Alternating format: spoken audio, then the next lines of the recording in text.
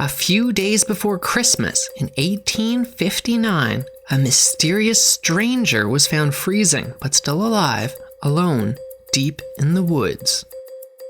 Disabled from his injuries, he would be murdered to save the town money. Or did he escape death and start a new life? Today on Backyard History, we are going to unravel a legendary Maritimes mystery that starts in New Brunswick and ends in Nova Scotia. You're listening to Backyard History, the hidden stories that happened in your own backyard, the podcast version of the weekly history column running in newspapers across the Maritimes, with your host and author, Andrew McLean.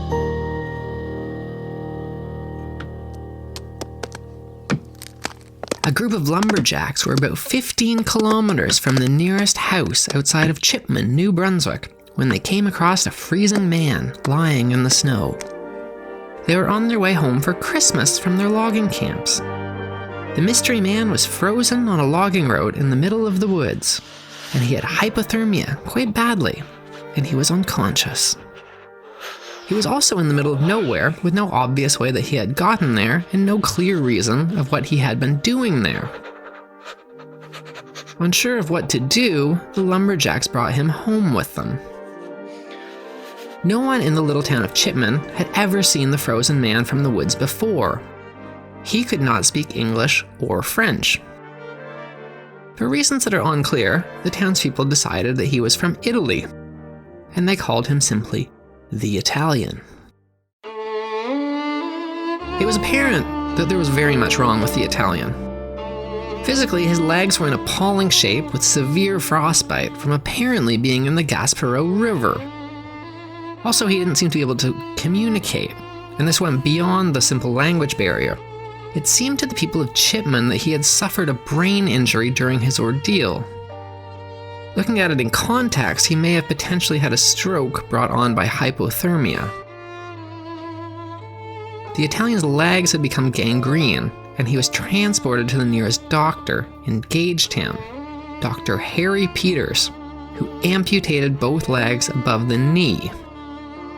Dr. Peters mentioned in an 1861 letter that the Italian had told him his name was Elarimo.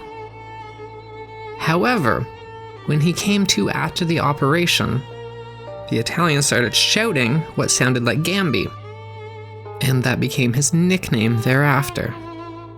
In Italian, gamba means leg. It was clear that the Italian would not be able to care for himself, so who should care for him? At this point, New Brunswick did not have any kind of a recognizable social welfare system. Care for people who were unable to support themselves was administered by a group called the Overseers of the Poor. They levied taxes to pay for individuals needing help, who were then housed in specific local people's homes. In a small town like Chipman, even a few people requiring aid could overwhelm this meager system, which was already prone to abuse and corruption. The Italian was brought to the Overseers of the Poor, who shuffled him around from house to house. He was apparently a difficult individual. He was prone to instability, and he was rather moody, and occasionally some darker things are implied about him. One Chipman farmer who housed him, named Philip Gallagher, would later tell the St. John Daily Telegraph, "He appeared to be somewhat of a misogynist, and he was quite intractable when men were absent." However, the main preoccupation at the time for the townspeople was dealing with his not insignificant costs. The Overseers of the Poor invoiced his bills to the parish of Chipman. Chipman, in turn, invoiced his bills to Queens County. Queens County invoiced their bills to the government of New Brunswick. And everyone in this process agreed that the costs of dealing with the Italian were excessive, and that since he hadn't actually come from where they were, was it really fair that they had to bear the costs of them? According to the St. John newspaper, the Morning Freeman, on September 15th, 1863, the ratepayers of the parish were very impatient of this burden. and more than once deliberated on the best mode of getting rid of it. According to the reporter, a plot was hatched to pay someone £5 to do away with the Italian. They ultimately decided against this dark path, but the newspaper article continued. They afterwards made, with a man whose name we have not learned, an agreement, which was very similar in its real character, although different in name. According to this reporter, early in September 1863, unnamed people in Chipman made an agreement with this mysterious man that they would pay him £25 to send the Italian to the Italian consul in Liverpool. The Morning Freeman's investigative reporter continued. They took no pains, however, to see that this agreement was fulfilled. They got rid of the burden and cared no more what became of a poor stranger cripple, in whose fate they supposed none would take the slightest interest. Rumors of what happened to the Italians spread across New Brunswick. For reasons that aren't clear, New Brunswickers concluded that the Italian had been dropped off on a desolate coast of Maine in the middle of nowhere, with one day's food and no shelter, and left there to die. New Brunswickers were outraged. Newspapers across New Brunswick demanded an investigation, and they called for murder charges to be laid. The matter was debated in the legislature. People from Chipman wrote letters to newspapers that declaring this wasn't their fault, and this was the outcome of a broken and cruel system that was a corrupt tool of political partisans. However, no charges were ever laid, and no changes to this system were made. On September the 8th, 1863, under the cover of darkness, a mysterious large, dark ship was seen along the shore of Clare in St. Mary's Bay on Nova Scotia's French coast.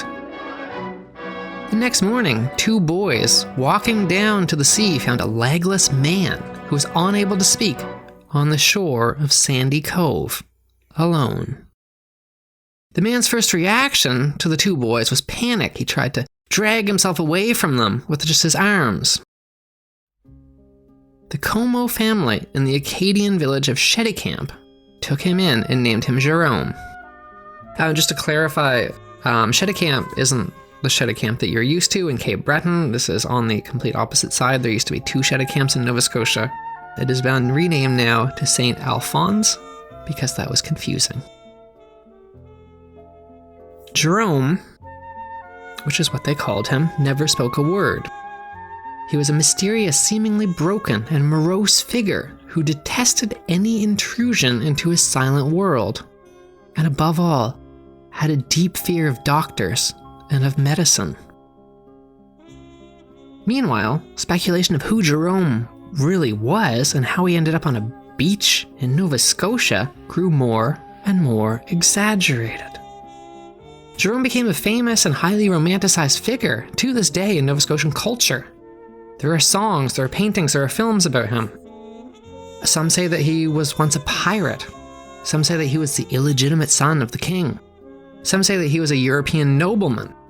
Perhaps he was a politician hiding secrets, or a foreign military officer.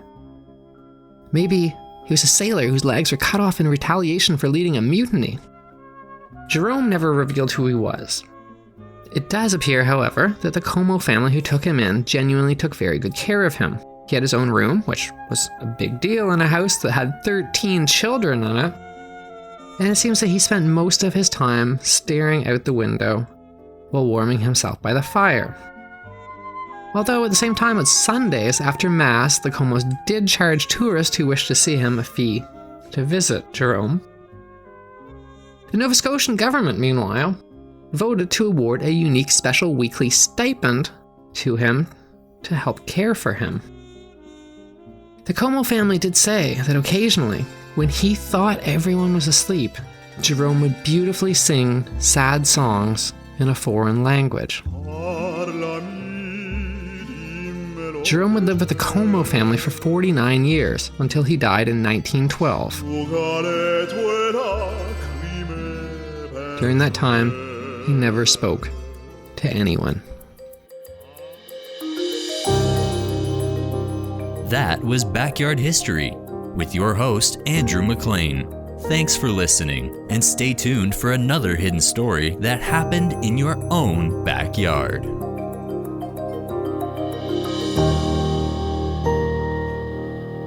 Produced by Jordan Mosier.